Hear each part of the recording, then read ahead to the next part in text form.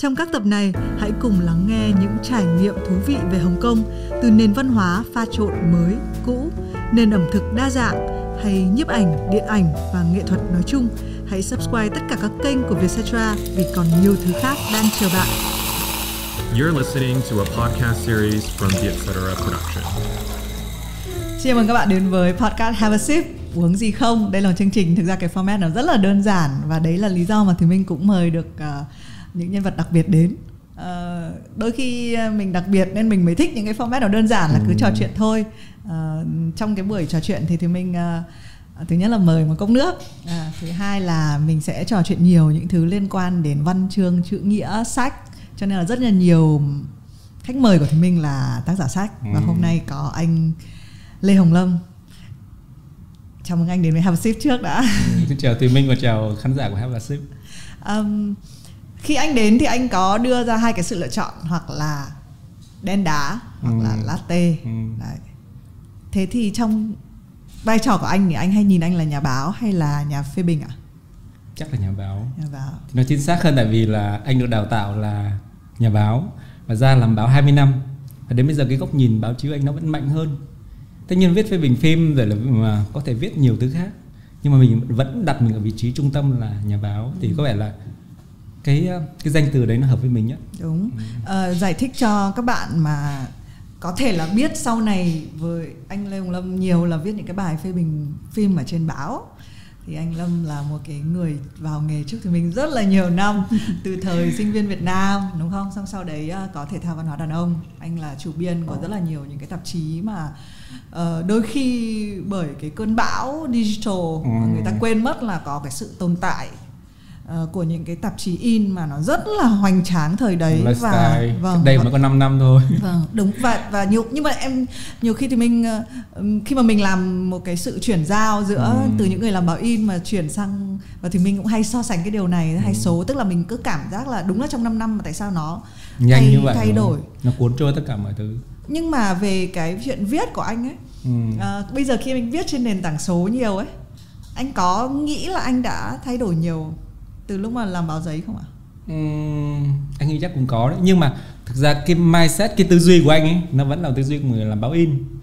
Anh viết rất là dài. Anh viết rất là kỹ. Ví dụ như là Vietcetera đặt một chuyên mục đó, bài 1.200, 1.500, lúc nào anh bắn phát 3.000 từ. Không dừng lại được. Nhưng mà với một cái chủ đề như vậy, một cái dạng bài review show, hay là bài về Đường đến Oscar, hay là bài DVD, những cái chuyên mục, những bộ phim kinh điển ngày xưa, viết bài 1.200, 1.500 thì mình không nói được cái gì cả. Chắc chắn là rất khó nói. Tất nhiên vẫn là viết được. Có những chuyên mục báo viết chẳng hạn, cái khung của nó là 1.200 từ như Tuổi Trẻ Cuối Tuần ngày xưa anh hay viết, thì cũng được, gò vào cái khuôn đó. Nhưng mà viết mình cảm giác không khoái, mình không sướng, không đúng là mình. Thế bạn đọc, nhiều người là nói là tại sao đọc anh trên Facebook thì là nó phóng túng, nó vui vẻ, nó cái ngôn từ nó bay bổng hoặc nhảy múa như vậy, nhưng mà trên báo thì nó khô này kia. Thì bạn nói đôi khi cái khuôn. Thì khi mà viết sang báo online chẳng hạn, báo trực tuyến này kia, thì anh được cái thỏa mãn, cái cảm giác là mình được viết thoải mái, phóng túng này kia. Thì có thể là cái phong cách của anh nó pha trộn giữa cái tư duy của báo in, là muốn viết cái gì đấy nó vẫn và phải có một cái message, một cái thông điệp nào đó. Đồng thời cái phong cách viết của cái báo online là nó phóng túng hơn, nó bay bổng hơn, kiểu cái thời của social media chẳng hạn. Thì hai cái đến kết hợp lại thì nó thành cái phong cách của anh hiện nay. Thế thì độc giả của anh cũng hay đúng không? Bởi vì là thì mình cũng mỗi lần mà cũng phải hít một hơi. Thực ra là khi mà anh Lâm viết cho DVD với cái tư cách là mình cũng phải xem bài để đăng. Thực ra em không phải xem nhiều, vì em đã biết chắc là anh viết thì em cũng không phải đặt cái mindset. Tại vì anh là người cũng vào nghề trước em rất là nhiều. Nhưng mà khi mà anh viết Facebook á, thì là nó như này các bạn ạ. Tức là thì mình cứ nhìn chứng tỏ là vẫn có ngoại lệ trong cái việc là người dùng số, đúng không ạ? Thì cái đấy cũng ngạc nhiên. Và anh kiểu như lôi mình ra để làm chuột bạch vậy. Test, người ta bảo là bây giờ trên mạng xã hội, trên báo online, người ta thích ngắn, thích 500 từ, 700 từ, hoặc là video clip thì khoảng bao nhiêu giây đấy. Người ta nếu mà không phải là người ta next này kia. Nhưng những cái bài anh càng dài thì càng nhiều người đó. Mà tương tác càng lớn.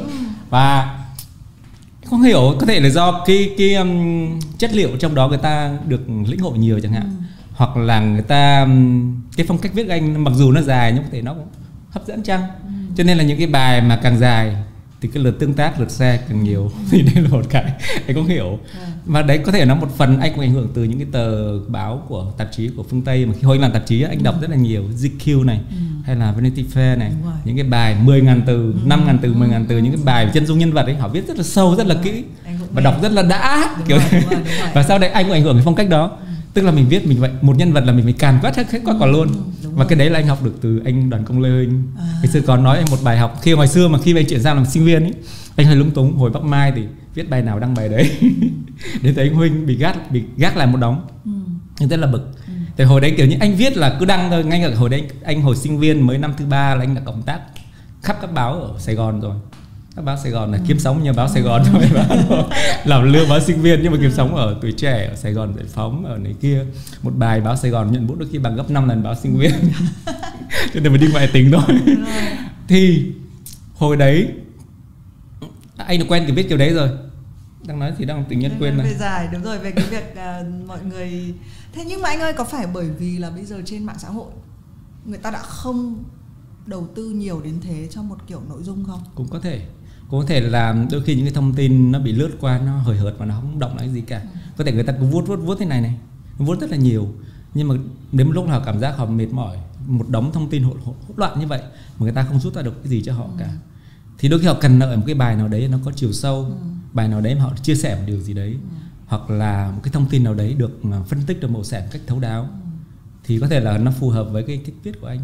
Vâng, với lại em nghĩ cái thời số người ta làm nội dung theo kiểu là phải để dành ấy, tức là trong một đoạn đó thôi, teaser, đấy, xong rồi lại còn after credit, tức là cái gì mà cứ phải dùng đi dùng lại cái tính. Thực ra khi mà sau này khi em làm báo em cũng hay phải nghĩ về điều đấy, cái tính recycle, tính sử dụng lại của nội dung như thế nào. Còn cái kiểu viết dài hay là mình cứ cảm giác như mình rút ruột rút gan, mình đưa hết trong một lần. Thì đấy, thì đôi khi mình sẽ bị tiếc cái điều đấy. Quay lại anh nói là Lan Mai anh quên quay lại cái nói của anh Huynh. Anh Huynh của anh nói một dạy một cái bài học mà sau đấy anh áp dụng anh thấy cũng thành công. Và khi viết một đề tài nào đấy hoặc một nhân vật nào đấy, mình viết làm sao càn quét làm sao để người đi sau họ không viết được gì nữa. Thì nghe có vẻ hơi có vẻ không? Hơi có gì đấy nó hơi cực đoan, hơi có vẻ gấu quá này kia, nhưng mà thực ra là cũng đúng đấy. Cho nên khi mà phỏng vấn nhân vật, có những nhân vật mà Đinh chẳng hạn, nhân vật họ có một chiều dày về nghề nghiệp bề thế, với những cô Kiều Trinh hạn, khi mà anh làm dự án Người Tình Không Chân Dung ấy, khi anh sang Mỹ mà đến phỏng vấn cô ấy, đầu tiên cô ngần ngại, một người ở phía bên kia và một nhà báo từ Việt Nam. Nhưng hồi đấy anh sang Mỹ có nhiều cuộc là người ta từ chối, người ta bảo là không trả lời phỏng vấn, nhưng ta bảo những người nhà báo đến từ những nước khối xã hội chủ nghĩa, Việt Nam, Triều Tiên, Cuba, Trung Quốc này, các nghe là một cái hãng phim của Sài Gòn trước 75 rất là lớn, và họ có tư liệu rất đồ sộ, và họ đang tiến hành phục chế một loạt phim Sài Gòn trước 75. Và anh viết rất nhiều email rồi là nhờ kết nối qua nhiều người, họ từ chối. Thì đấy là cái policy của họ, thì mình chịu thôi. Nhưng mà đến khi phỏng vấn cô Kiều Trinh thì lúc đầu cô cũng ngần ngại, nhưng mà sau đấy thì chắc cô cũng biết về anh ấy, cô cũng đọc một số thứ hoặc là nghe một số người giới thiệu thì cô đồng ý. Nhưng khi đến phỏng vấn rồi thì cô không còn gì e ngại nữa, và cuộc phỏng vấn kéo dài từ 9 giờ sáng đến 4 giờ chiều, chỉ ngồi ăn bánh uống cà phê thế này thôi. Xuyên suốt. Và sau đấy cô cảm giác là cô được khơi gợi lại những ký ức. Cô ấy có thể là diễn những đoạn monologue dài 5-6 phút trong một đoạn kịch bản phim nào đó mà nó trôi qua 50 năm rồi. Thì mình thấy được tình yêu lớn họ như thế nào. Thì sau cuộc phỏng vấn đấy cô lại tiếp tục hẹn một buổi nữa để mà nói chuyện một quán cà phê, và buổi đấy kéo dài 3 tiếng nữa. Mặc dù đến giờ cô gặp một nhân vật nào đó, nhưng mà cô cứ lần nữa cô cứ níu kéo để mà nói chuyện, để mà chia sẻ. Thì đó, khi mình đúng cái mặt của nhân vật, đúng khơi gợi đúng cái mạch của nhân vật chẳng hạn, thì những cái cuộc trò chuyện đấy trở nên cực kỳ thú vị và chất liệu nó vô cùng. Cho nên sau khi anh đưa nhân vật của cô Kiều Trinh vào trong cuốn sách rồi thì anh dự định còn làm tiếp một cái dự án nữa về cái điện ảnh Việt Nam này.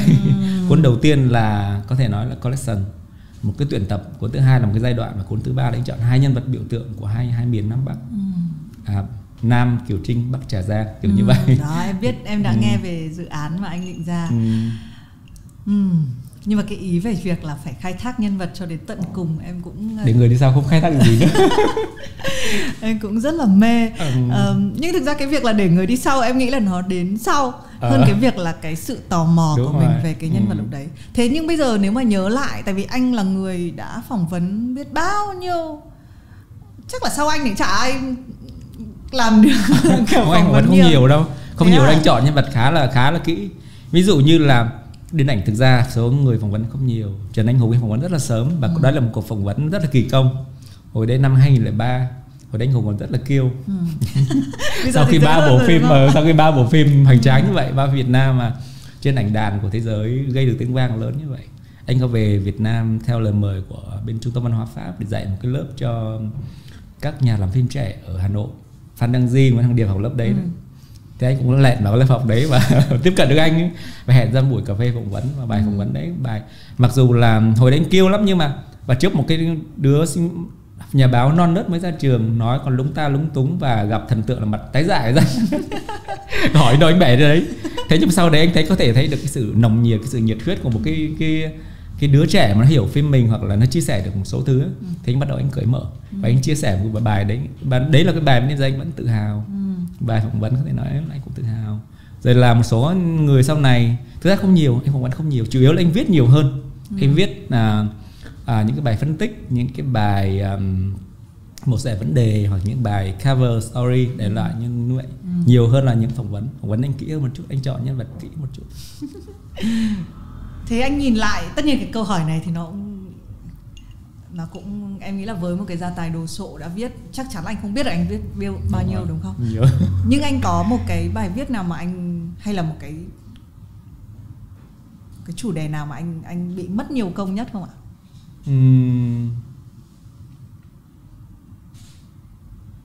Thường là những bài mất nhiều công sức nhất là những cái bài mà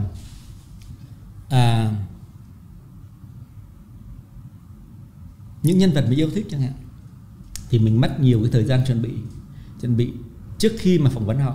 Ví dụ như anh xem rất là kỹ những cái tác phẩm của họ, anh đọc rất nhiều tư liệu về họ, cả báo trong nước, cả báo nước ngoài. Từ sau đến khi phỏng vấn thì anh không tiếc thời gian.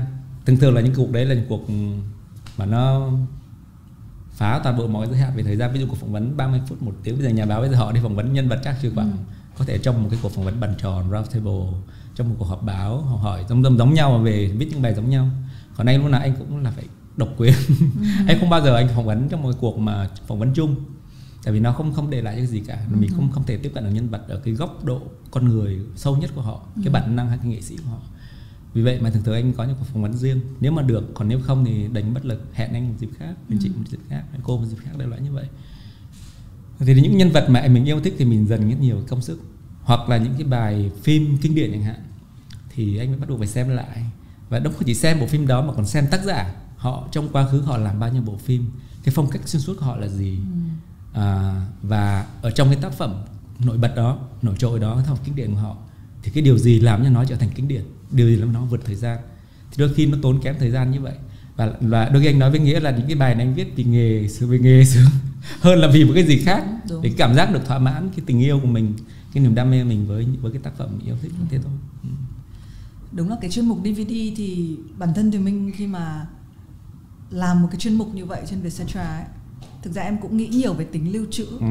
Em nghĩ nhiều về việc là bản thân đến em là người lớn tuổi nhất ở Vietcetera mà em cũng chưa biết những bộ phim đấy, hay là em cũng nhìn và em cũng ngại. Em nói thú thật là mình ngại. Thế nhưng mà cái tính lưu giữ lại để mình hy vọng là đến một ngày có một ai đấy muốn tìm hiểu thì nó đã ở sẵn đấy.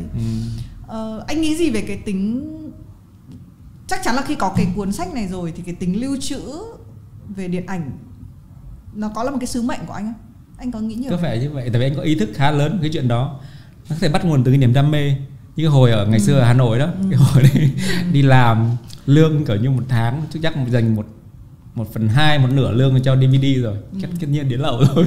Sau này có tiền đi nước ngoài thì mua những cái đĩa gốc này kia, nhưng hồi đấy làm gì có, đi săn và cứ cảm giác là cứ làm xong ra khỏi tòa soạn phát là chạy xe máy đi vòng vòng về khắp các cái hồi ngày xưa. Những cái em cũng ở cái thời đấy. Trời ơi, cái này phải chia sẻ một chút cái background. Đấy là hồi xưa Hà Nội, khu Bảo Khánh. Đúng rồi. Và có một số những cái khu tại hiện ấy là một người bán DVD lậu từ Trung Quốc. Thỉnh thoảng nó còn chả có phụ đề tiếng Anh ấy, nó sang Trung Quốc xong rồi nó in đầy các cái chữ, nhưng mà bìa cứng này. Rất là và đẹp. Em, đúng rồi, em nghĩ cái đấy là cái mà cái nguồn, cũng là cái nguồn đầu tiên. Và em nhớ là thực ra em khi mà đến nói chuyện với anh Lâm á, thì mình rất là, tức là đúng nghĩa là một đứa trẻ. Khi hồi em còn nhỏ ấy, mọi người được xem tivi, các bộ phim ấy, thì em không được xem. Tức là bố em nói là sau 7 giờ là không xem tivi nữa. Thế là em bị là mọi người nói những cái bộ phim mà em chưa được xem. Sau này khi bắt đầu em cũng đi làm báo Học Trò, xong rồi em cảm giác đấy là cái văn hóa ở báo Học Trò sao mọi người rất là hay đi mua DVD. Và hồi đấy thì mình còn chưa có đầu DVD. Thế là em cứ mua để dành, để khi nào mình có đầu DVD thì mình sẽ xem. Và đấy, cái mà anh Lâm đang kể là đúng là hồi đấy là chỉ có đĩa từ Trung Quốc. Đúng rồi. Cái nguồn Trung Quốc là chủ yếu.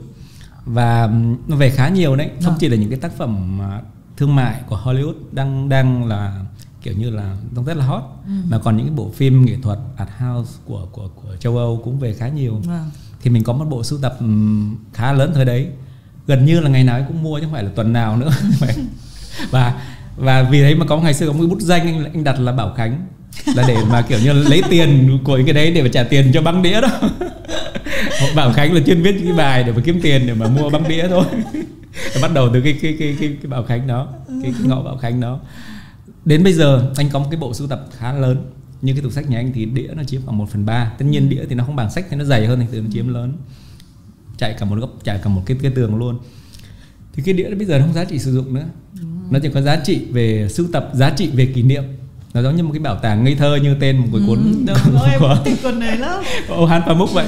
Dạng như vậy, những cái năm tháng thanh xuân của mình, cái thời mà còn những cái đam mê nó hơi dồ dại một chút, hoặc là mình không nghĩ gì cả, chỉ bị đam mê thôi, thế thôi, kiểu đấy. Đấy, nhưng mà nếu mà lưu trữ là một sứ mệnh mà anh tự thấy là nó đến từ cá nhân rất là nhiều. Em thấy hành trình viết của anh hay là phỏng vấn của anh nó cũng đến từ cái cá nhân rất là mạnh. Tuy nhiên cái công việc lưu trữ em thấy nó, và em biết cái dự án đó của Hội đồng Anh. Em cũng trò chuyện một chút, em thấy là chỉ những cái này em cứ nói nhá, đấy là em chỉ thấy là người già thì lo đi lưu trữ, trong khi người trẻ thì họ đang mải xem Netflix hay là mải xem những cái phim bom tấn ở rạp. Tất nhiên sẽ có một cái phần nhỏ, nói thế thì hơi quá cho giới trẻ, sẽ có một cái bộ phận nhỏ là họ hoài cổ, họ tìm kiếm, họ quan tâm đến văn hóa. Anh có tìm ra cái gạch nối không giữa cái công việc lưu trữ, giữa những cái bộ phim, ví dụ ở Việt Nam là những bộ phim hay nhất này, thực ra em biết là có cả những cái bộ phim, anh lưu trữ cả những cái bộ phim gần đây, thì đấy có phải là một kiểu gạch nối không ạ? Ý Minh nói gạch nối với cái gì? Tức là anh có quan tâm đến việc là làm thế nào để cho người trẻ họ... Có, tất nhiên rồi, có chứ. Ví dụ như là cái giới trẻ bây giờ chẳng hạn, những người mà sinh sau năm 2000, họ không biết gì về cái điện ảnh Việt Nam trước đây cả. Trong cái thời những năm trước 75, thậm chí là 75 đến 90, họ chắc chắn là họ không biết. Và họ có những cái khái niệm rất mơ hồ và đầy định kiến. Thì mình muốn làm cái gì đó, bản thân mình người có trải nghiệm và mình cũng được tiếp nối những người đi trước, và mình muốn làm cái gì đấy để mà có thể làm thay đổi cái định kiến chẳng hạn. Chúng ta, văn hóa chúng ta có thể là nó không phải là một cái nền văn hóa lớn nổi bật gì cả. Cái dạy điện ảnh hay là văn chương không phải cái gì quá là có thể ra được với thế giới, nhưng mà nó vẫn có những cái viên ngọc mà cần phải lưu giữ, cần phải bảo tồn. Chắc chắn rồi, khi nhìn vào lịch sử một nước, người ta phải nhìn vào cái văn hóa một nước đó như thế nào. Thì anh làm cái này, thứ nhất là xuất phát từ, đúng là anh làm cái gì cũng từ cái cá nhân cả, cái tính cá nhân anh rất cao. Anh cứ làm thôi, có thể là mình không nghĩ là cái chuyện là một cái gạch nối gì cả, thế hệ hoặc là chuyển tiếp gì cả, mà mình làm cái mình yêu thích, mình làm cái mình đang tâm huyết, mình đang đau đáu với nó, thì cứ làm và làm thôi. Mặc dù những cái này anh nghĩ là phải bên cục điện ảnh, hội điện ảnh họ phải làm thì đúng hơn là một cá nhân anh làm. Với vừa rồi chẳng hạn anh gặp một cái chị Việt kiều, chị cũng rất thích những cái dạng như thế này, thì chị bảo thế lúc nào em làm cái cuốn Nam Kiều Trinh Bắc Trà Giang, em làm đi chứ không là các cô không còn nhiều thời gian nữa, mà tại sao em phải làm? Kiểu như là tất nhiên em không đặt ra một cái sứ mệnh gì cả, đâu phải trách nhiệm của em đâu, em làm vì cái tình yêu, vì một cái đam mê nào đấy của em muốn, nhưng mà em không bị áp lực là cứ phải làm gấp, cứ phải làm này kia để vì một cái gì cả, vì cá nhân em đã thế thôi. Thì chị có vẻ chị cũng bảo đúng rồi, cái này đúng, nếu đúng ra thì phải bên cục, bên hội họ phải làm. những cái di sản văn hóa, những cái di sản phim ảnh, thì những cái vị trí nào họ phải làm, nhưng mà họ làm thì thường thường không ai đọc.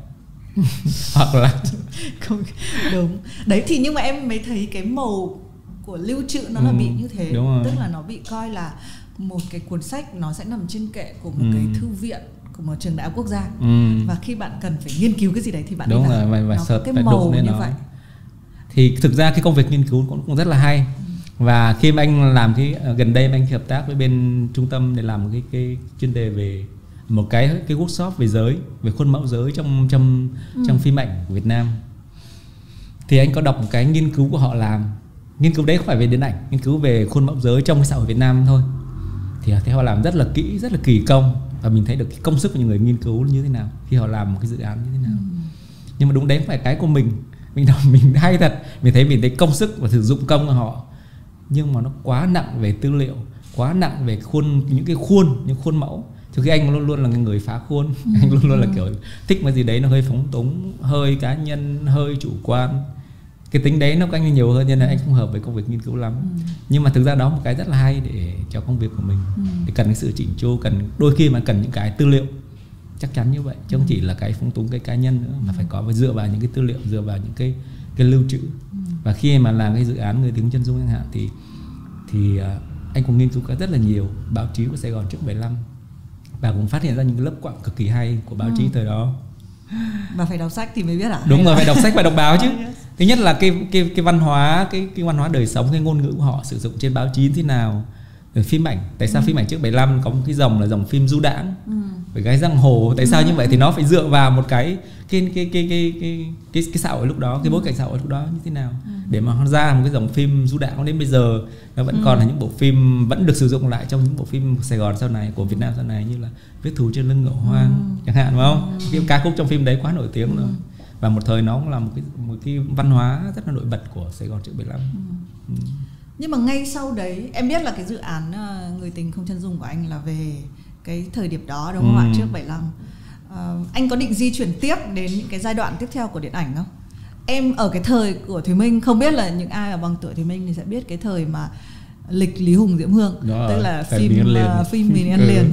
Nhưng mà cái điều mà hồi đó em nhớ là em có cơ hội phỏng vấn anh Lý Hùng và đến nhà anh ấy, thì cái thời đó là phim của mình rất nổi, đúng không anh? Đúng rồi. Và mình thậm chí là có những cái hợp tác với phim Hồng Kông, tức là mình trao đổi. Tức là anh Lý Hùng, cái này nhá, mình không biết là có bao nhiêu người biết, cho đến khi tại em cũng không hề biết, em không đọc được thông tin báo chí gì thời đấy, mà là chỉ là mình gặp lại chính cái người đấy họ kể lại thì mình biết. Đấy, thì anh Lý Hùng, chú Lý Huỳnh ấy, chú có kể là hồi đấy là tức là diễn viên Hồng Kông sẽ sang mình đóng phim và mình thì sang Hồng Kông. Đúng rồi. Thực ra cái đấy nó tiếp nối từ cái phim Sài Gòn trước 75 đấy. Trước 75 phim của Sài Gòn đã hợp tác với Hồng Kông, Đài Loan, Philippines, thậm chí là Hollywood. Cô Kiều Trinh đóng rất nhiều phim của Hollywood, và rất nhiều tài tử ngôi sao hạng A từ Hollywood bay sang Sài Gòn, bay sang Philippines đóng phim với cô Kiều Trinh. Cô Kiều Trinh là nữ chính và họ là nam chính. Đó, thì cái thời cuối những giai đoạn 72, 75 là rất nhiều phim hợp tác với lại Hồng Kông, Đài Loan rồi. Cho nên đấy là cái thời mà anh nghĩ là Việt Nam, anh hay dùng cái từ quá độ khi nói về điện ảnh Việt Nam ấy. Tức là có một giai đoạn phát triển rất là mạnh, đặc biệt điện ảnh giải trí, điện ảnh thương mại là giai đoạn trước 75, và giai đoạn 90 đến cuối thập niên 90 là kéo dài gần 10 năm ấy. Và hai giai đoạn đấy điện ảnh Việt Nam đều có cơ hội để trở thành một cái nền công nghiệp điện ảnh lớn. Có khán giả, có sự đa dạng về thể loại phim, có ngôi sao đàng hoàng, ngôi sao rất sức hút rất là lớn. Nhưng liên hoan phim ở Hà Nội, ở Hải Phòng là Lý Hùng, Diễm Hương, rồi là Việt Trinh là toàn bị xé áo xé quần. Kiểu họ cuồng nhiệt đến mức độ như vậy đó, xé áo xé quần và về là bầm tím với cả người.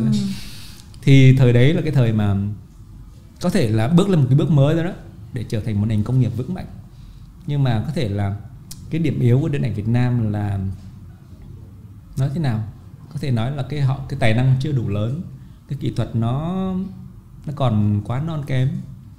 Thì họ cứ làm một hồi là họ bắt đầu cứ luẩn quẩn trong cái đống sa bần đó. Họ không thoát ra được những cái đề tài rất là sáo rỗng, cách làm phim thì cẩu thả. Thời đấy Lê Công Tuấn Anh chắc chắn là mình biết mà, một ngôi sao lớn mà thời đó có cái sức ảnh hưởng cực kỳ lớn.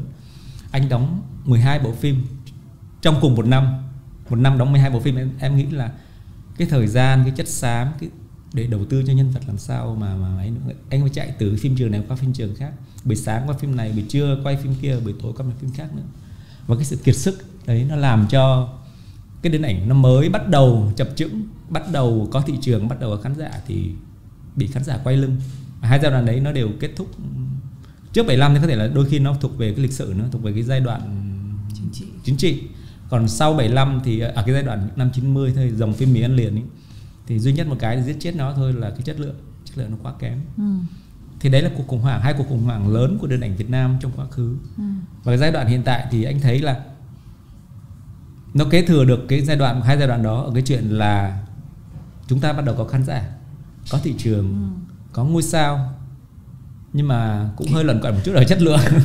Thì nhưng mà giai đoạn này thì anh cảm giác là có một số nhà làm phim họ có thể được đào tạo từ nước ngoài, hoặc là họ tự đào tạo, họ vượt trội. Thì anh hy vọng là sẽ có những cái tác phẩm, sẽ có những cái bộ phim mà chinh phục được khán giả. Bên cạnh đó là cái chuyện mà cái kỹ thuật nó ngày càng tốt hơn. Kỹ thuật làm phim bây giờ quá tốt. Nếu mà nói đặt một cái bộ phim của Việt Nam với những bộ phim ở châu Á, nếu nói về chất lượng kỹ thuật ấy, thì anh nghĩ cũng không thua kém, cũng không có gì để phải mặc cảm cả. Nó chỉ thiếu duy nhất một cái là chất lượng thôi.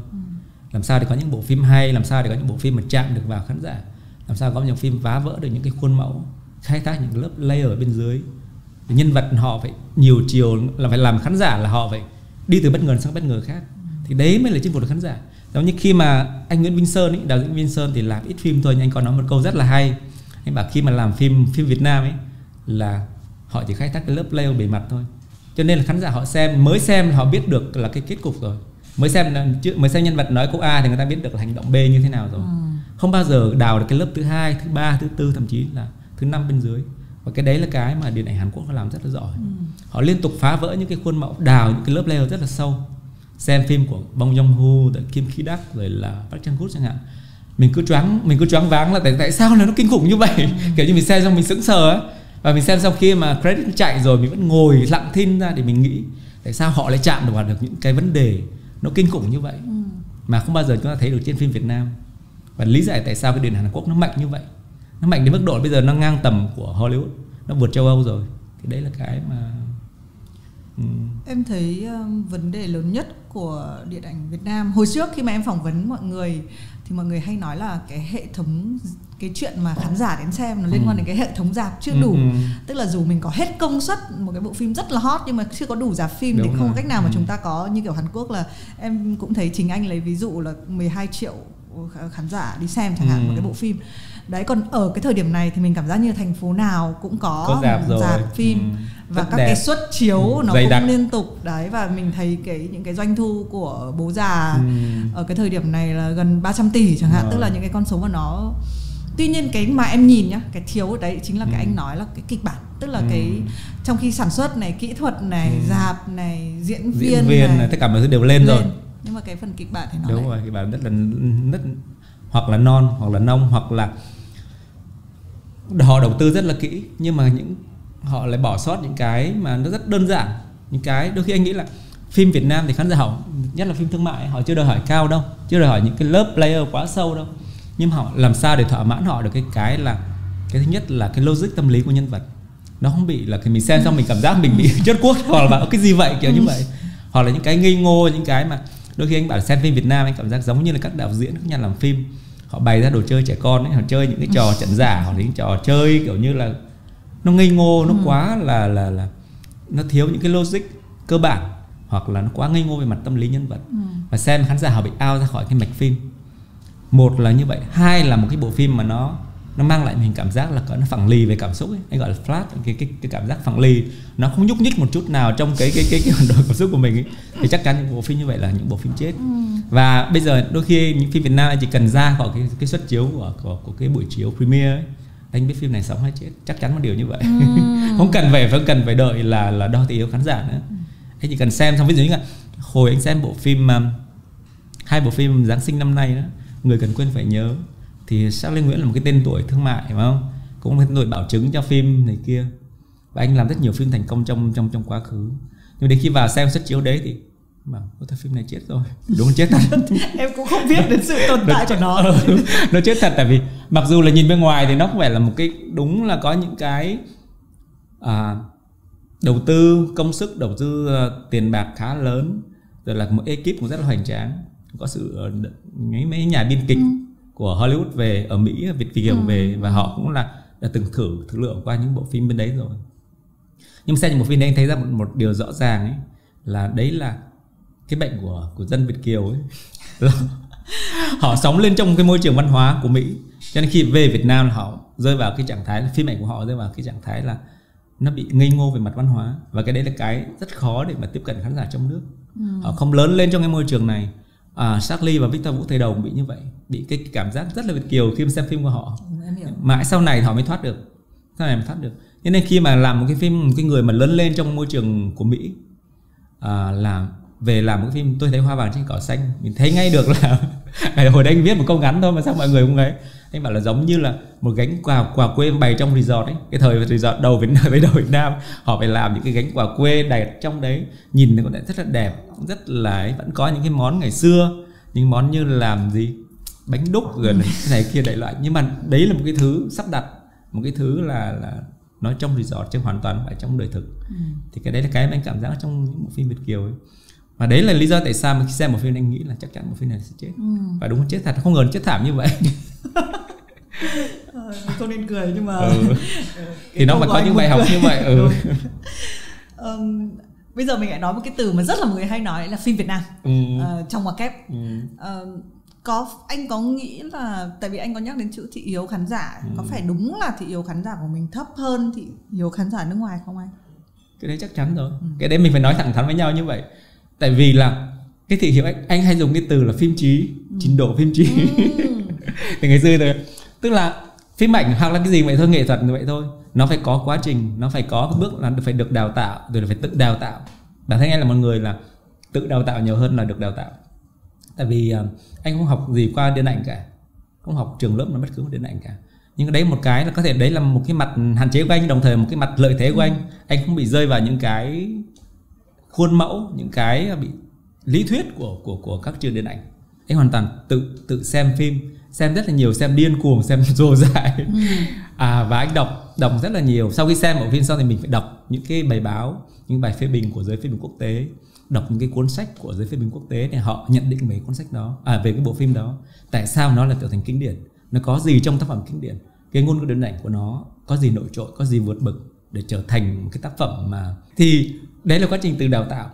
Cũng như khi mà anh ra nước ngoài, anh sang Mỹ, thì khi anh sang Mỹ hay là sang châu Âu thì chắc chắn không bao giờ anh chọn phim thương mại rồi. Ở Việt Nam bây giờ thiếu gì, anh hay chọn những rạp phim nghệ thuật ấy, những rạp phim xấu cũ ở cái ở New York. Một lần sang đấy bão tuyết, phải một ngày vào đây anh xem 4 bộ phim. Tại ngoài trời là âm 6 độ mà tuyết dày đặc cái này, còn làm gì nữa, không đi đâu được cả, chui vào rạp thôi, xem 4 bộ phim. Và trong cái rạp đấy thì đa số là người già 70, 80. Bọn mình anh lọt thỏm như đấy, thấy rất là vui. Các cụ ngồi, các cụ xem những phim của châu Á, những phim nghệ thuật của châu Á, hay là những bộ phim của châu Âu ấy. Và mình thấy là tại sao khán giả nước họ 70, 80 tuổi họ vẫn vào rạp xem những bộ phim như vậy. Họ phải được kế thừa từ cái tình yêu điện ảnh nó từ những năm 20, 30, 40. Cho nên tại sao là những bộ phim nghệ thuật ở châu Âu, ở Mỹ nó có đất sống là vậy. Khán giả họ qua các cái, họ xem phim từ rất là sớm, và họ có một cái tình yêu điện ảnh rất là lớn. Nó rằng như họ đi thưởng thức tác phẩm nghệ thuật, phim ảnh, và hay là vào các cái bảo tàng nghệ thuật, một cái đấy là một cái sứ mệnh của họ, một cái tình yêu của họ. Còn Việt Nam chúng ta thì thiếu tất cả mọi thứ. Rồi phim ảnh xem cũng hơi lăng nhăng. Như ngày xưa thì một mặt là cũng khó để có điều kiện xem những tác phẩm nghệ thuật của phương Tây để biết nó hay nó dở như thế nào. Hai nữa là khi mà có điều kiện xem thì toàn xem những thứ ba lăng nhăng. Tới bây giờ chỉ có là xem YouTube, TikTok, tốn rất nhiều thời gian cho những cái như vậy. Hay là những cái show truyền hình mà đôi khi họ làm để câu khách ấy. Trong khi thời gian đấy để mà thưởng thức một tác phẩm nghệ thuật, một cái bộ phim hay chẳng hạn, thì rất hiếm người. Tất nhiên cũng có nhưng rất là hiếm. Thì chắc chắn là cái thị hiếu và cái trình độ phim trí của Việt Nam chúng ta nó thấp hơn rất nhiều so với phương Tây rồi. Họ không biết được về cái ngôn ngữ điện ảnh. Ngôn ngữ điện ảnh là gì? Là cái đơn giản thôi. Những cái về dàn cảnh như thế nào, những cái di chuyển động của máy quay như thế nào, góc máy ra sao, việc tiếng động sử dụng trong phim như thế nào, cái màu sắc trong phim nó có cái vai trò như thế nào, đại loại như vậy. Thì mình hiểu những cái cơ bản như vậy thì khi mình xem phim thì mình sẽ hiểu sâu hơn về cái ý đồ của từng tác giả, cái phong cách của từng tác giả. Tất nhiên điện ảnh nó sự đa dạng, không thể là xem bộ phim này xong bạn điện ảnh nó thế này, xem bộ phim kia xong rồi điện ảnh thế kia. Một tác giả là một phong cách, một cái dòng phim là có một cái những cái tiêu chí riêng của nó. Thì mình càng xem càng nhiều thì mình càng phá vỡ được những cái khuôn mẫu, phá vỡ được những cái định kiến, phá vỡ những cái là mà mình phải cần sự đa dạng trong phim, trong nghệ thuật là vậy đó. Mình phải tôn trọng cái sự đa dạng, cái sự trong nghệ thuật là vậy. Cho nên khi xem phim Việt Nam thì nếu mà có một cái tác phẩm nào có một tín hiệu nào mới thì em không ngần ngại là đôi khi anh hơi bốc đồng một chút, nhưng mà anh không ngần ngại để mà cổ vũ nó, để cổ vũ những tác phẩm như vậy. Có phải anh đang nói đến Bố Già không? Chính xác. Bây giờ nói đến ngôn ngữ điện ảnh này. Tại vì thực ra em không bao giờ đi xem phim premiere. Nếu mà em sẽ bỏ tiền ra để mà em có một cái lý do là nếu mà em chê cái phim này là em có lý do em bỏ tiền ra mua vé đấy, đúng không?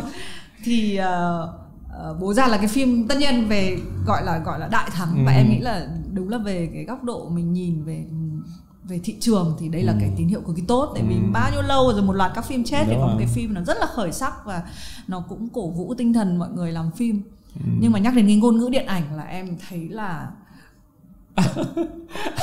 em thấy không rõ cái ngôn ngữ điện ảnh. Cái người làm là mặc dù rõ ràng là Trấn Thành là người trong nghề lâu rồi, anh Vũ Ngọc Đãn cũng là làm phim điện ảnh rồi, nhưng mà em thấy cứ pha trộn nửa sitcom nửa truyền hình. Anh hiểu cái đấy, anh thấy rất là rõ một số thứ tồn tại trong tác phẩm này, về cái diễn xuất, đặc biệt là cái diễn xuất, đặc biệt là những cái mảng miếng của tấu hài vẫn còn sót lại khá nhiều trong các diễn viên này. Tại đa số họ là từ tấu hài đi lên, mà họ từ những cái sitcom, từ những cái tấu hài, từ những cái đôi khi Ba Lăng Nhăng mà không bao giờ anh xem trước đây.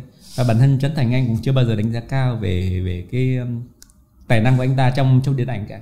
Và trong một cái bài phỏng vấn gần đây có một số người chụp lại cái bài phỏng vấn đấy để kiểu như lại làm bằng chứng. Ông Lâm ngày xưa ông chê Trấn Thành, ông bảo là Trấn Thành rồi là Trường Giang là cái kiểu diễn sân khấu, kiểu diễn đấy. Bây giờ ông lại tăng bốc bộ phim Bố Già như vậy. Thì anh bảo bình thường thôi, em bảo là một bộ phim càng đóng góp càng thêm nhiều ý kiến, càng nhiều tranh cãi càng hay, nó phải mở ra được vấn đề. Nhưng lý do anh ủng hộ bộ phim này á, mặc dù nó còn tồn tại một số thứ, nhưng một số thứ đấy hoàn toàn có thể là cải thiện được, hoàn toàn có thể là sửa đổi được. Những cái đấy nó đơn giản lắm, nó thuộc về kỹ thuật, nó thuộc về một số cái nó về tư duy ở cái mức độ đấy á. Nhưng cái điểm nổi trội của tác phẩm này là cái mà anh không nhìn thấy ở những bộ phim khác ở Việt Nam. Đấy là cái vấn đề đời sống, cái chất liệu đời sống con người Việt Nam hiện đại, cái tình thân gia đình, những cái lớp layer của các nhân vật được khai thác rất là sâu. Cái đấy mà mình tạo sự đồng cảm cho mình. Còn một vài những cái nhược điểm đấy hoàn toàn có thể cải thiện được. Còn họ tất nhiên họ cũng có những cái ý đồ của họ trong ngôn ngữ điện ảnh đấy, những cú one shot mà đầu tư, những cái đầu phim chẳng hạn này kia là có đầu tư đấy. Nhưng mà những cái nổi trội nhất của bộ phim này chính là cái kịch bản và một vài cái đoạn mà về những cái cao trào về cảm xúc được các diễn viên xử lý khá là nhuần nhuyễn. Và đấy lý do anh ủng hộ nó. Và đấy cũng một phim mà thực ra cái quan trọng, cái premiere mời hay không mời không với anh không quan trọng. Có những phim xem xong về anh phang một cái là giống như ngày xưa cái phim Mỹ Nhân Kế chẳng hạn, phim ra kiểu như một dàn sao. Quang Dũng là một cái đạo diễn mà phim Tết ăn khách cực kỳ, anh phang một bài là cũng là một dạng phim resort. Rồi là cái phim Cô Ba Sài Gòn của Ngô Thanh Vân, anh cũng thấy nó rất là fake, nó rất là giả, nó không phải là cái của văn hóa truyền thống, không phải nhìn như vậy, nó là một cái thứ nó hơi giả cầy. Anh cũng phang một bài rất là hoành tráng ở thường phim chưa chiếu ngoài rạp. Thì đôi khi là những cái đấy nó cũng làm cho những cái đơn vị phát hành hoặc là đơn vị truyền thông PR họ mời mình, họ cũng nóng mặt chứ, họ khó chịu chứ. Nhưng mà anh bảo là đấy là quan điểm của anh. Khi viết bài, một cái bài phê bình phim hay là ấy, không bao giờ anh thác một cái đạo diễn hay một cái diễn viên hay là một cái nhân viên truyền thông PR nào cả. Và quan điểm anh lúc nào là quan điểm nó là cá nhân. Có thể là đôi khi nó hơi cực đoan, đôi khi nó hơi nồng nhiệt, nhưng mà đấy là quan điểm cá nhân của anh, thế thôi. Không, cái này kéo đến một chuyện rất hay, đúng là đặc trưng của anh và khiến anh hơi, anh không biết là anh hơi duy nhất. Đấy là người ta cứ nói là không ai mua được Lê Hồng Lâm, có đúng không anh? Chắc chắn. Nói thế nào nhỉ? Em tưởng là cái gì không mua được thì sẽ mua được bằng rất nhiều tiền. Không, anh cái này có quan điểm rõ ràng nhá. Trong nghề, ví dụ như anh có thể kiếm sống được bằng nhiều cách. Anh viết báo rất là nhiều, anh làm dự án rất là nhiều, anh làm KOL cho các nhãn hàng khá nhiều. Thì những cái đấy thì chắc chắn là thuận mua vừa bán rồi. Okay. Nhưng có một cái duy nhất mà chắc chắn là anh không bao giờ anh bán. Đấy là trong phim, đặc biệt phim Việt Nam. Cái về những cái review anh được nhận rất nhiều các cái offer, những cái đề xuất, và họ thậm chí rất tôn trọng là anh hoàn toàn viết theo ý đồ của anh, miễn là anh nhắc đến bộ phim thôi, miễn là xem phim này kia. Mà không, cái đấy một khi đấy anh đã nhận tiền để làm rồi thì chắc chắn anh không còn trung lập nữa, chắc chắn anh bị cuốn theo, chắc chắn là cũng phải xuê xoa. Dù là viết theo ý anh thì anh cũng thể nào mà dập bộ phim kiểu thẳng thắn như khi mà anh ấy được. Thì cái quan điểm rõ ràng. Người ta, anh khi mà anh viết về Bình Bồng Bột khi dịch cuốn sách, anh cũng bảo cũng trêu một câu đấy. Câu này hơi thô chứ cả em cắt ra. Đánh đĩ chính phương phải dành một phương lấy chồng, phải không? Thì đại loại như vậy, mình kiếm sống bằng nhiều cách khác nhau. Nhưng có một cái là đôi khi nó cái tôn giáo của mình, đấy là cái để mình tin vào, đấy là cái có thể là nó làm nên một chút tên tuổi của mình chẳng hạn, thì mình giữ chứ. Thì cái đấy là cái đền duy nhất mà mình giữ. Thì đấy là có thể đấy là quan điểm của anh. Không, em thấy rất quý cái điều đấy. Thế nhưng mà anh có nhắc đến chữ cực đoan đúng không? Anh nhắc đến cả chữ thỉnh thoảng hơi đồng bóng đúng không? Thực tế là bên Vietcetera thì có đăng một bài về phim Cậu Vàng. Tại em biết là anh phải đúng nghĩa là anh kiểu nóng máy một lần, xong anh nóng thêm một lần nữa, kiểu anh nóng đi nóng lại. Và cái bài đó thì nó cũng có các cái review khá là mix. Nhưng mà em luôn thích những cái sự tức là mình rất là chắc chắn về cái việc mình làm. Nhưng có bao giờ anh quyết định là tiết chế cái sự cực đoan? Có những thứ anh định rất là muốn chê nhưng mà vì một cái gì đấy anh không chê không ạ? Cũng có một số thứ thì khi là mối quan hệ chẳng hạn thì mình cũng cân nhắc. Giống như cái hồi anh chê Cậu Vàng thì rất nhiều bạn chửi anh, tất nhiên không đọc. Những cái kiểu chửi bới đấy đôi khi nó bị thoá mạ cá nhân ấy, mà không bao giờ để cái thư giác nó rơi vào đầu. Thì có người này người kia nhắn vào inbox là có đứa này đứa kia chửi anh, mà tôi kệ chúng nó. Làm người này phải chấp nhận thôi, phải không? Thì tất nhiên là nó có đặt. Sau đấy thì anh có nghe một cái feedback lại là nó bảo rằng là anh không khách quan, anh chê phim này nhưng mà phim khác của một bạn anh này kia thì anh không chê hoặc anh ấy. Thế mà đấy là quan điểm, đấy là cũng là một quan điểm làm nghề của tôi. Tại vì thứ nhất là tôi làm một người làm độc lập, tôi không phải thuộc một biên chế của một cái đơn vị nào cả, và tôi không thuộc về ai cả. Thì cái gì tôi thích tôi khen, cái gì tôi ghét, tôi thấy nó dở quá tôi chê. Còn một số thứ mà tôi thấy là nó không đến mức là quá tệ, nó không đến mức hay để mà mình phải khen, thế thì mình im lặng.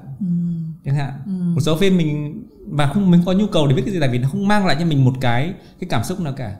Ví dụ như là người cần quên phải nhớ chẳng hạn, thì tôi quên luôn cho nó xong.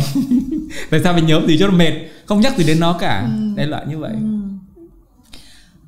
Wow, nhưng em nghĩ cái việc phê bình trong cái nền điện ảnh hiện tại á là một cái kiềng ba chân cực kỳ quan trọng. Và em rất tiếc là em cũng đã xuất thân là một nhà báo viết về âm nhạc, nhưng mà không giữ được cái kiềng đấy ở trong âm nhạc Việt Nam. Nói về cái kiềng đấy một chút, đấy là câu chuyện là người làm tác phẩm, khán giả, và luôn cần một cái vế thứ ba là người phê bình, người đánh giá rằng là, tức là đứng ngoài ra khán giả. Còn ở trong âm nhạc Việt Nam thì tất cả những nhà báo mà phê bình về âm nhạc thì đã đứng về phía khán giả, hoặc là đã đứng về phía nghệ sĩ, hoặc là đã làm PR cho nghệ sĩ, và nó mất hoàn toàn cái vế đấy. Và ít nhất là trong phim ảnh Việt Nam thì vẫn còn lại. Nhưng mà ngoài anh ra thì có còn ai không ạ? Cái gì cũng có đấy, cũng có một số bạn họ cũng đang tiếp nối. Thì tất nhiên là mình cũng không tiện nhắc ra, nhưng mà anh nghĩ là cũng có, đặc biệt thế hệ sau này. Ví dụ như bạn Lucas Luân Nguyễn cũng đang cộng tác với Vietcetera. Thì anh nghĩ bạn đấy cũng là một cái người mà có tố chất. Thứ nhất là bạn học hành bài bản, bạn học về nghệ thuật ở bên Úc về, và bạn có yêu phim. Nếu như những phim bạn yêu thích đa số là những phim nó dành cho giới trẻ nhiều hơn. Anh và bạn hai cái dạng đối lập nhau. Anh thì thích đào bới những cái gì quá khứ. Vì những các lớp dạy về cảm thụ phim chẳng hạn, anh lúc nào anh cũng nhắc đến những cái kiệt tác của cái thời làn sóng mới, thân hiện thực 50, 60, rồi những phim của Nga, rồi những cái phim của Việt Nam thời ngày xưa. Còn bạn thì bạn có một quan điểm là những phim mà trước thập niên 90 là bạn không mention, không nhắc tới. Có thể là đã nhắm đúng cái đối tượng của bạn ấy, đại loại như vậy. Nhưng anh nghĩ là đó là một cái bạn mà cũng tâm huyết và cũng có kiến thức nền rất là vững. Ok, ít nhất là mình có có người tiếp nối. Rồi một số trang khác ở trên mạng anh ít xem những cái dạng là như là một số trang, nhưng mà anh đã ít xem nên anh không muốn là đưa ra cái nhận xét của mình, thế thôi. Ok. Em phải nói một chút về câu chuyện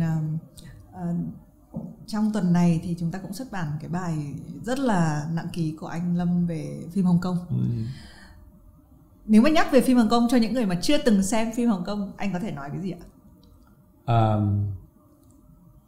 Chắc là thời hoàng kim của điện ảnh Hồng Kông những năm 90, nghĩ như vậy. Thì quay lại cái thời hoàng kim đấy thì chúng ta sẽ khai quật ra những cái tên tuổi, những cái bộ phim, những cái ngôi sao và những cái dòng phim mà nó tính đặc trưng của nó, những cái mà chắc chắn một khi đã đắm vào cái giai đoạn đấy rồi thì không thể nào quên được. Mà cái như nhan đều cái bài đấy là ký ức nào cũng là lòng dòng lệ rơi, nghe có vẻ hơi xến nhưng mà thực ra nó đúng như vậy thật. Nó quay lại những ký ức của thời thanh xuân của mình ấy. Nhưng mà em thấy phim Hồng Kông với người Việt Nam á thì có hai cái màu. Một là màu xã hội đen. Em không biết là cái này nó có hơi tiếp nối cái kiểu 75 mà anh nói về giang hồ hay không đấy. Và bản thân Hồng Kông á là cái cảng á, nên cái việc mà nó có những cái, tại vì em là người Hải Phòng, em nắm rất là rõ cái giao lưu đấy.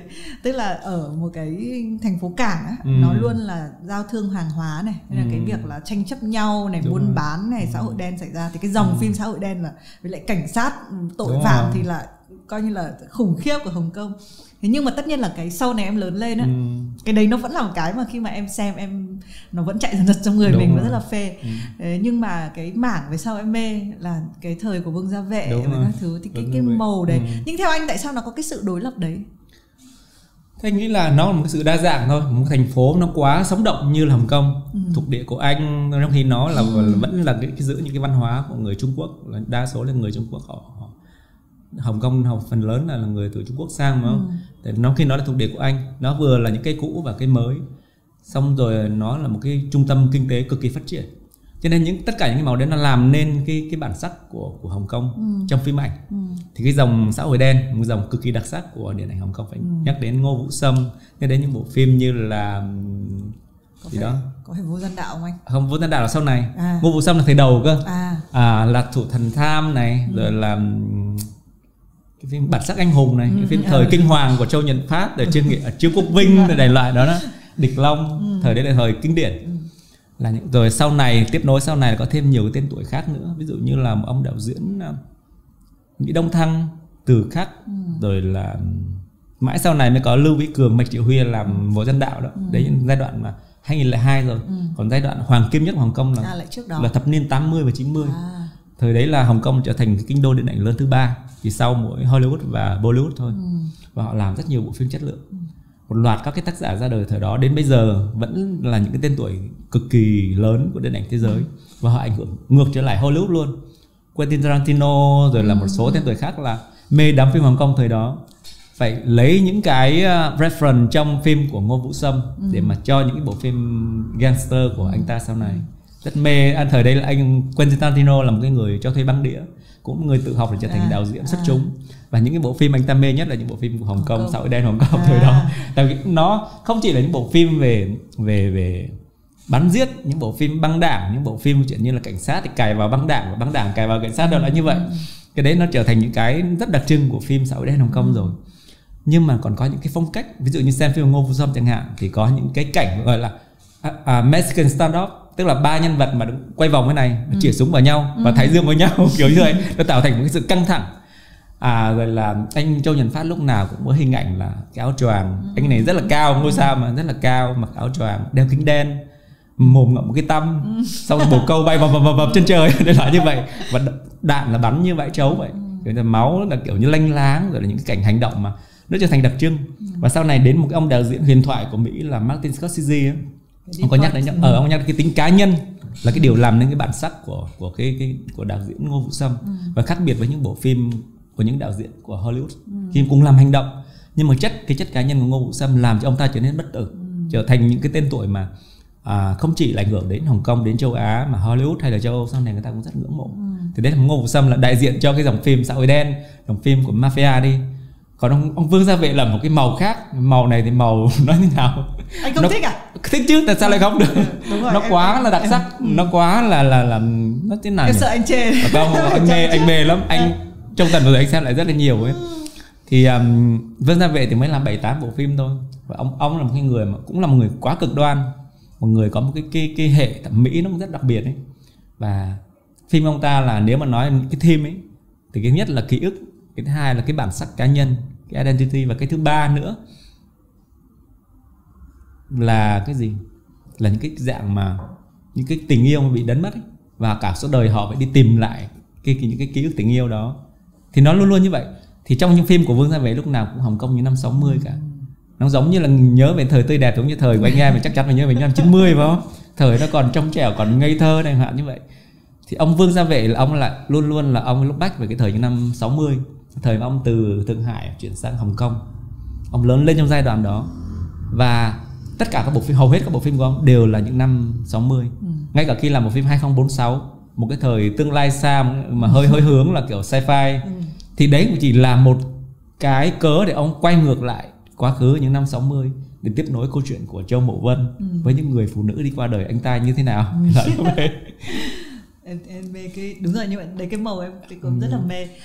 Nhưng anh đi Hồng Kông rồi chứ ạ? Anh đi nhiều chứ. Anh đi rất nhiều. Thế nhưng mà em muốn hỏi này, lúc xem phim Hồng Kông với lúc đi Hồng Kông á, anh thấy có khác nhau không, hay là anh sẽ lạc vào cái thời? Tất nhiên là khác chứ. Phim ảnh thì nó đã được qua cái ngôn ngữ điện ảnh rồi, hoặc là nó vẫn là có những người mà họ sống đấy lâu năm, họ chọn những cái bối cảnh, những cái không gian nào đấy mà nó lên phim, nó phải tạo ra những cái rất là đặc biệt.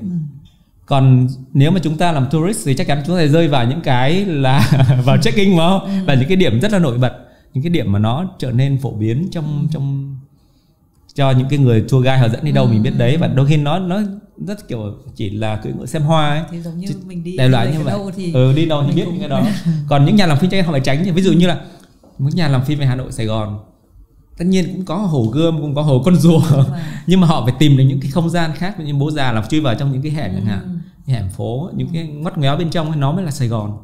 Thì những cái đạo diễn Hồng Kông cũng vậy, họ phải tìm đến những cái địa danh mà nó phải rất đặc trưng, nó phải mang tính cái bản sắc của người Hồng Kông, những cái làng chài nho nhỏ, hay là những cái khu phố mà những con hẻm, hay là những cái địa danh mà chắc chắn là nó phải thân thuộc và nó phải gắn bó với họ, với quá trình trưởng thành lớn lên, hay là cái kiểu như vậy của người mà chỉ có người bản địa họ mới ấy thôi. Thì sau này khi mà anh đi những chuyến sau ấy, có một chuyến cũng là bên Tổng cục Du lịch Hồng Kông mời hay sao ấy, thì họ có đưa đi một số địa điểm mà nó như vậy, cũng như từng vào trong những bộ phim của Vương Gia Vệ, của Ngô Vũ Sâm, hay là một vài cái tên tuổi khác, những cái bậc cầu thang mà Lương Triều Vĩ và Trung Hàn Ngọc đi lên đi xuống, đại loại như vậy, những con phố rất là cổ. Anh có nhắc đến, bởi vì cái câu chuyện của mình là điện ảnh Hồng Kông cũng đã ảnh hưởng rất là nhiều đến Hollywood. Bây giờ mình nói về điện ảnh Việt Nam, cái khả năng mình đi ra như thế nào ạ? Anh có nhắc rất là nhiều đến cái phim Vị đúng không? Và em được xem cái trailer thì em ấn tượng không? Quá ấn tượng. Thì đấy, bạn ấy là cũng một cái case mà anh rất là ấn tượng. Thì anh nhớ cái hành trình bạn này lúc làm phim Vị 5 năm trước ấy, thì bạn ấy là anh biết từ khá lâu rồi. Bạn ấy tên Lê Bảo. Thì bạn hoàn toàn là một người tự học. Bạn học sẽ qua những cái cũng là phim lậu trên xem qua laptop này kia. Một cái bạn lớn lên ở khu ổ chuột của Sài Gòn, và bạn học làm phim. Thì có một lần mà anh được mời vào trong cái nhóm giám khảo để mà nhận định về những cái kịch bản tham dự của cái phim ngắn 1735 của Hồng Ánh. Ở đấy có anh Nguyễn Vinh Sơn và Phan Triều Hải ngồi đọc kịch bản. Thì trong top 10 cái kịch bản lọt vào chung kết thì có cái kịch bản này. Thì anh ngạc nhiên lắm. Hồi đấy một cái bạn mới học thôi mà bạn làm một cái tập kịch bản dày 70 trang. Trong đây có vẻ cả storyboard luôn, lên rất chi tiết, và bạn nghiên cứu đề tài cực kỳ kỹ. Mặc dù anh biết là chắc chắn là bạn không làm được một cái dạng như vậy, tại vì nó quá cầu kỳ, quá khó, quá thách thức về mặt nghề nghiệp ấy. Thế sau đấy thì chỉ vài năm sau thì bạn trưởng thành hẳn, bạn ấy đoạt giải nhất trong một cái liên phim ngắn của Isine.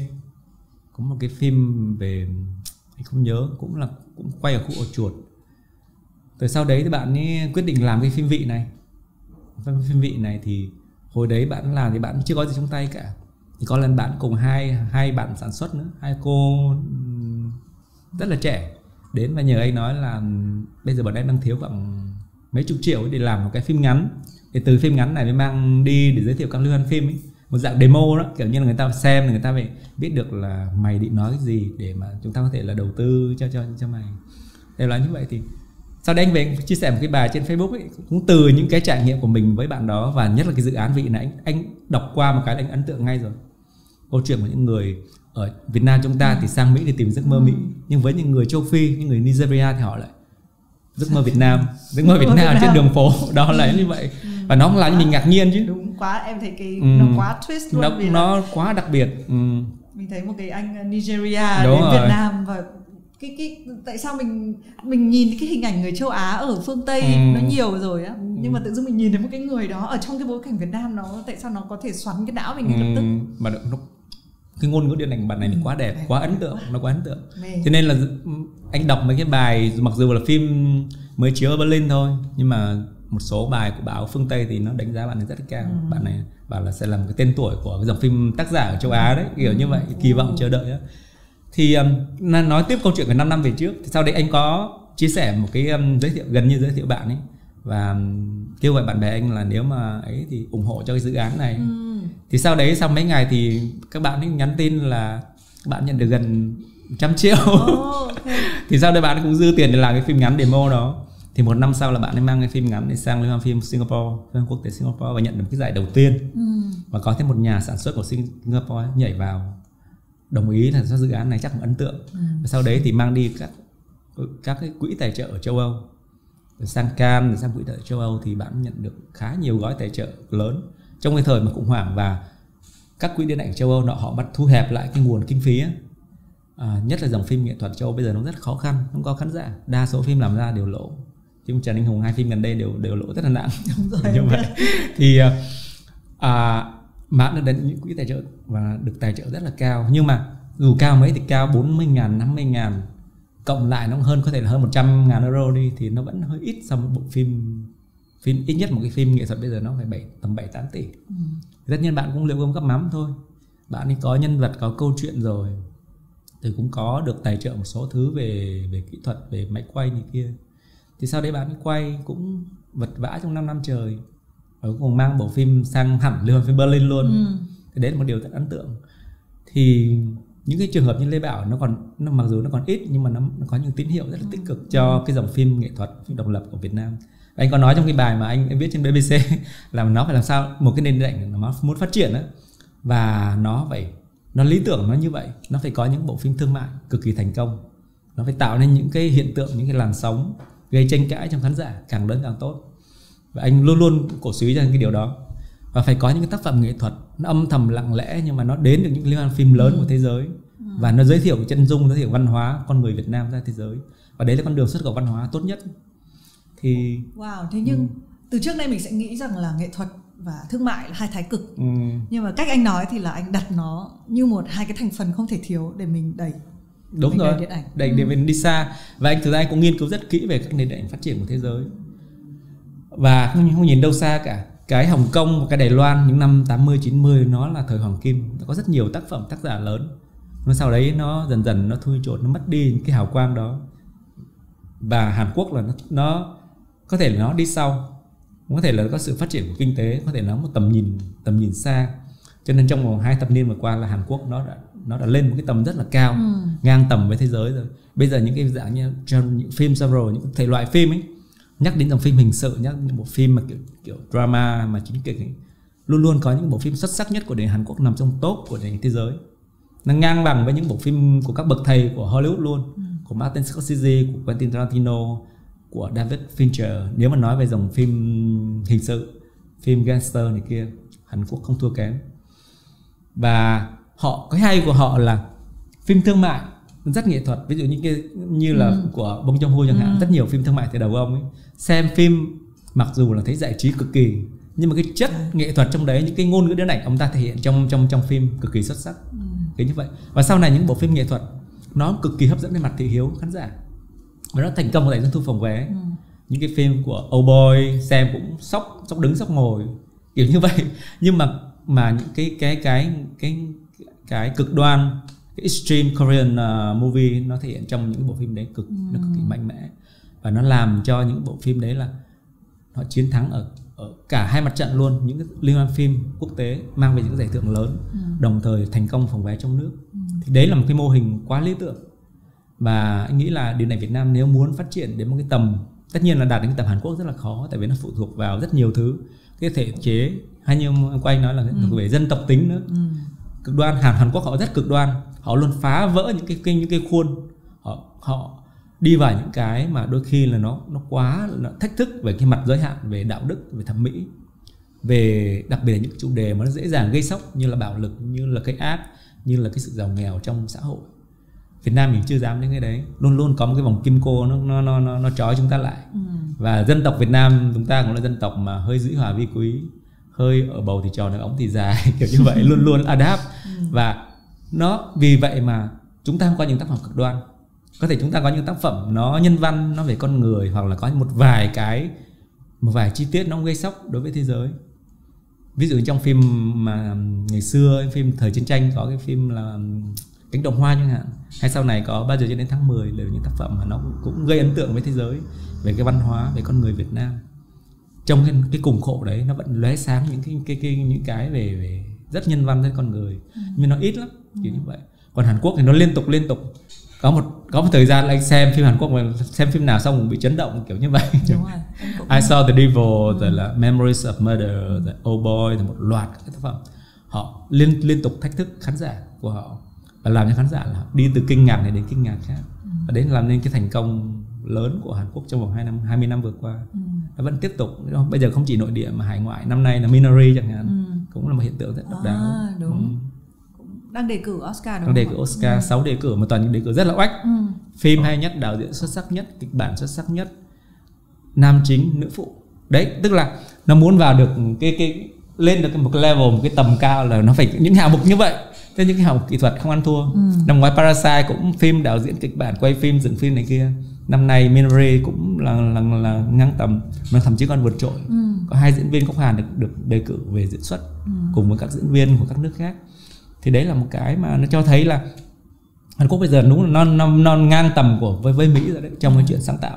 Tất nhiên đất nước của họ nhỏ hơn, những cái nhà làm phim họ cũng không thể sánh bằng những nhà làm phim của Mỹ, nhưng mà nói về cái sáng tạo, nói về những cái mà cái đột phá trong sáng tạo thì họ ngang tầm rồi đấy. Cái đấy là cái mà chúng ta mơ ước, mặc dù không biết bao giờ chúng ta chạm đến một cái level như vậy, nhưng mà chúng ta có quyền hy vọng. Nhân tiện phải quảng cáo là có một chuyên mục là Road to Oscar trên Vietcetera mà anh Lâm sẽ dần viết những cái tác phẩm tiến đến Oscar. Quay trở lại với chương trình thì em luôn hỏi 3 câu hỏi sau đây.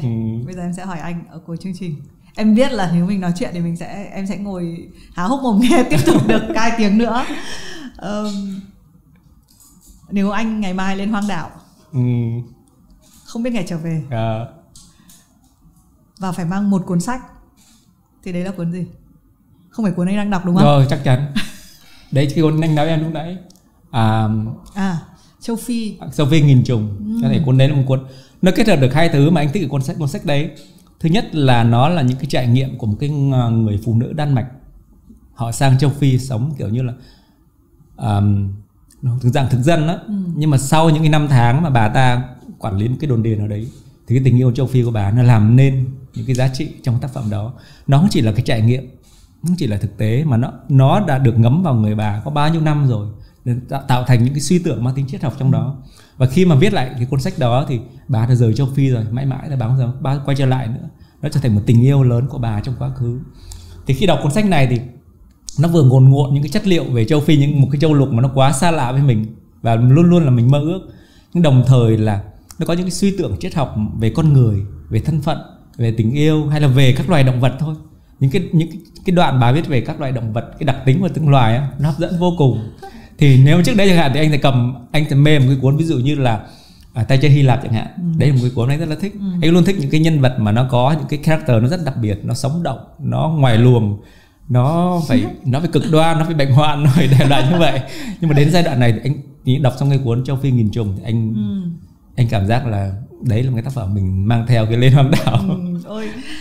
Thực ra trước khi mà vào quay ấy, thì Minh với anh Lâm cũng nói, và đúng là em phải mua một cuốn đấy ngay lập tức, đọc ngay lập tức vì nghe quá hấp dẫn.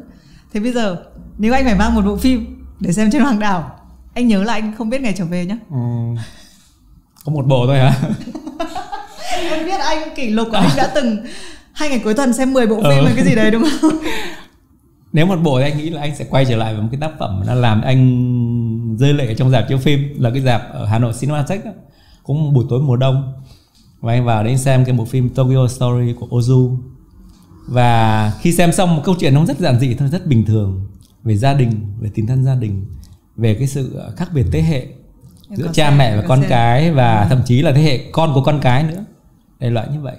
Thì khi xem bộ phim đấy là kiểu như là mình, nước mắt mình nó cứ rơi lúc nào mình không biết. Và sau đi ra khỏi rạp là hồi đấy anh ở Cầu Giấy mà anh xem ở Hai Bà Trưng, lúc nào vào xem một mình thôi, lặng lẽ về giữa một đám toàn là Tây. Hồi đấy rạp Hà Nội Cinemathex đa số cho Tây, lúc nào đeo một cái tai nghe này kia. Và ra đấy kiểu anh chạy miên man mà kiểu anh không lạc đường luôn. Bình thường kiểu anh, mặc dù là anh hay có cái dạng là vừa đi vừa nghĩ như vậy, nhưng mà không bao giờ lạc đường, đúng một mạch chạy thẳng về nhà luôn kiểu như vậy. Nhưng hôm đấy xem sau thì bị lạc đường, tại vì cảm giác là bị về mặt chấn động, về mặt cảm xúc ấy. Và về mình thấy là mình, những cái lỗi lầm, những cái điều mà mình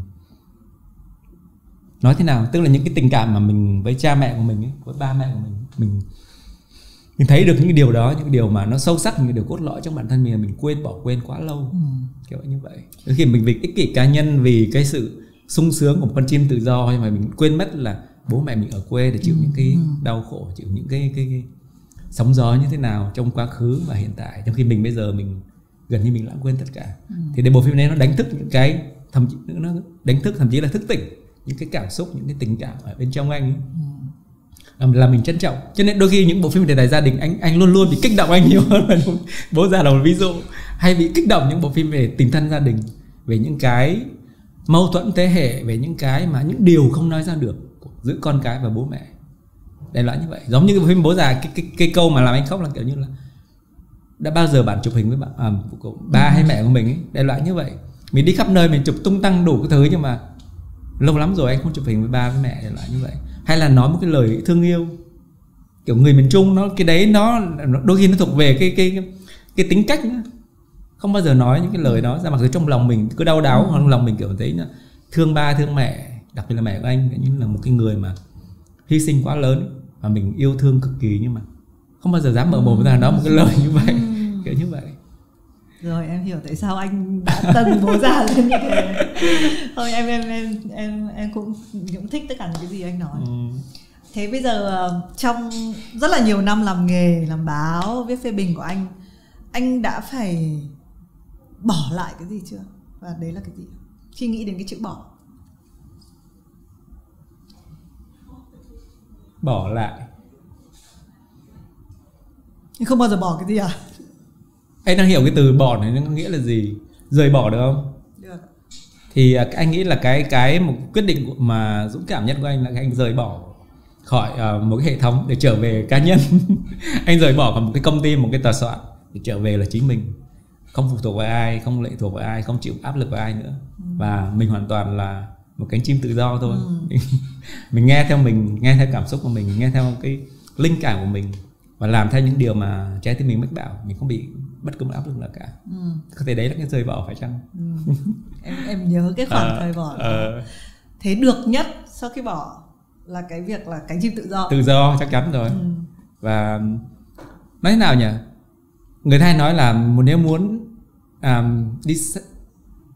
đi xa đi một mình hả? Cái câu gì nhỉ? Đúng rồi.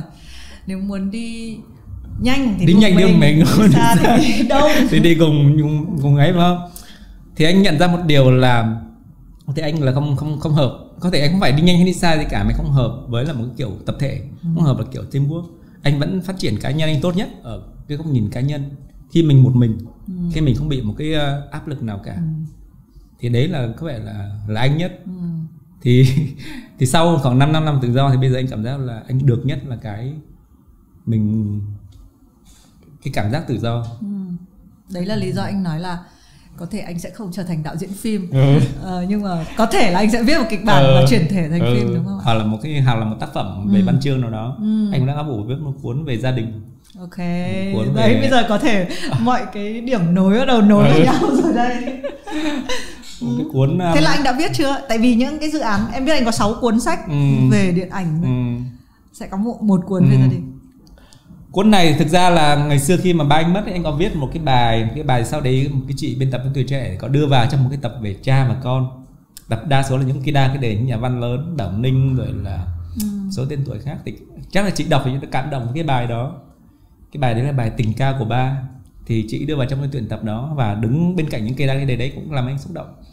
Thì sau đấy thì chị nói là chị cảm giác là chị biên tập với nhà xuất bản Nhà Văn Trẻ cũng kỳ cựu lâu năm, và em còn rất nhiều điều chất chứa trong lòng về ba mẹ của mình, với gia đình ấy. Thì em có bao giờ ý định viết một cuốn tiểu thuyết không? Thì bạn em cũng có. Thực ra là nó pha trộn giữa cái từ truyện và tiểu thuyết. Thì cái ký ức đấy, những ký ức đã được qua bao nhiêu năm tháng rồi. Cũng giống như là Minari là cái ký ức của cậu bé đấy, nhưng mà nó đã qua mấy chục năm sau rồi. Thì vừa là những ký ức tuổi thơ, vừa là những cái trải nghiệm của cuộc sống, để mà khi mà look back, khi mà nhìn lại thì mình kết hợp hai cái lại với nhau.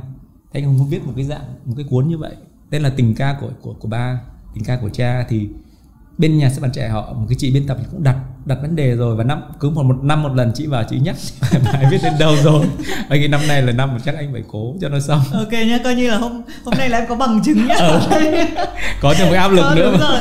Không, em nghĩ thỉnh thoảng đúng không? Đúng, là anh cũng hay rất cần những cái như vậy. Ví dụ như là viết cho Nghĩa chẳng hạn, anh thì mắc cái bệnh là cũng hơi làm việc hơi không bao giờ đúng deadline, cần phải nhắc, hay là không bao giờ đúng hẹn. Có thể cái bệnh của Song Tử chẳng hạn, luôn là trễ một chút, không được đổ cho vũ trụ. Không, như giờ đấy anh đọc cái đặc tính của cái cung ấy, anh thấy đúng có những cái cung Song Tử cực kỳ hợp với anh.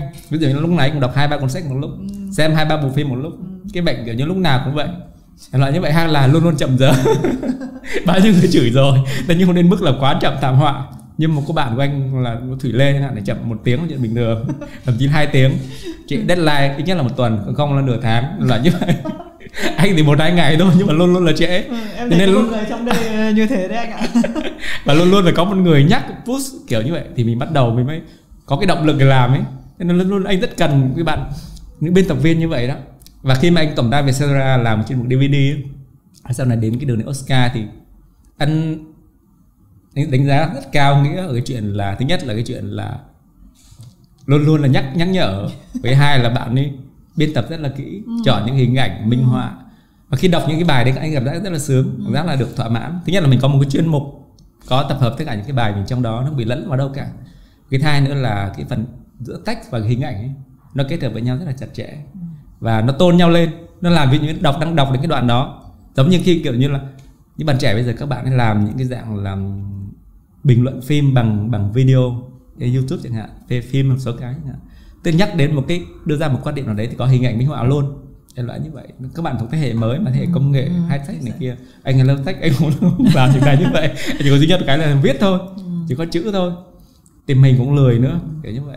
Thì khi mà những cái bài của Nghĩa biên tập lúc nào cũng chọn những hình ảnh rất là kỹ, đúng trọng tâm, và những cái câu minh họa cho nó cũng sát nữa.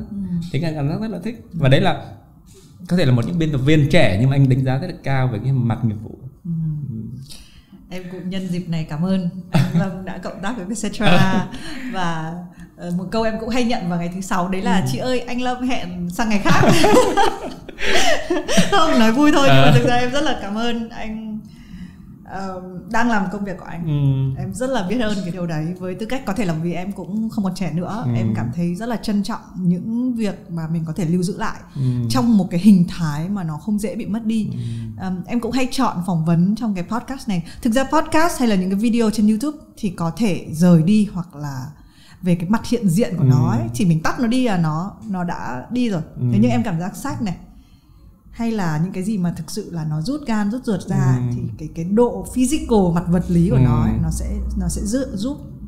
Và cũng rất là mong là hôm nay thì đấy, như thì mình còn nói là mình còn nói chuyện được nhiều nữa, nhưng mà có vài điều đấy. Thứ nhất là mình rất là muốn là mọi người nghĩ nhiều về cái tính lưu trữ, cái tính giữ lại của những cái tác phẩm kinh điển.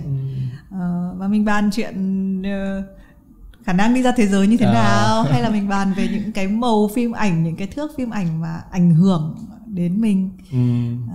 Cảm ơn anh đã đến với Have a Sip. Ok, cảm ơn Thùy Minh, cảm ơn các bạn. Cảm ơn các bạn trong đã team theo dõi. Xin chào, hẹn gặp lại. Trong các tập này, hãy cùng lắng nghe những trải nghiệm thú vị về Hồng Kông, từ nền văn hóa pha trộn mới, cũ, nền ẩm thực đa dạng, hay nhiếp ảnh, điện ảnh và nghệ thuật nói chung. Hãy subscribe tất cả các kênh của Vietcetera vì còn nhiều thứ khác đang chờ bạn.